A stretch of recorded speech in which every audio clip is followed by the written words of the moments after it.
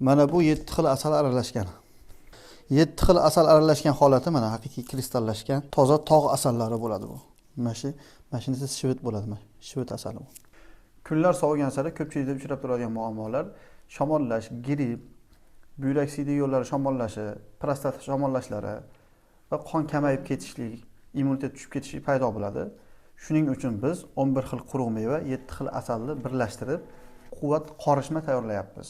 Bu mahsulotimiz immunitetni ko'taradi, qonni ko'paytiradi, metabolizmni yaxshilaydi. Eng asosiysi erkaklik quvvatini oshiradi. Bu aralashmamiz 3 yoshdan 70 yoshgacha bo'lgan insonlar bemalol iste'mol qilsa bo'ladi.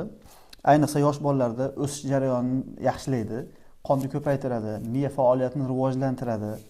Bu asallarimiz juda eski asallar, kristallashgan, oltinga teng asallar bo'ladi bular hammasi. Bu asallarimiz 7 xil asal qo'shyapmiz. Yantoq, isiriq, oqquray, dasht asali, shved asali, may asali, keyin kiyot asali ham bor, tog' asallari qo'shilgan. Unga shu tabiiy quvvat aralashmadan kerak bo'lsa, ekrandagi manzillarga bemalol murojaat qila olasizlar.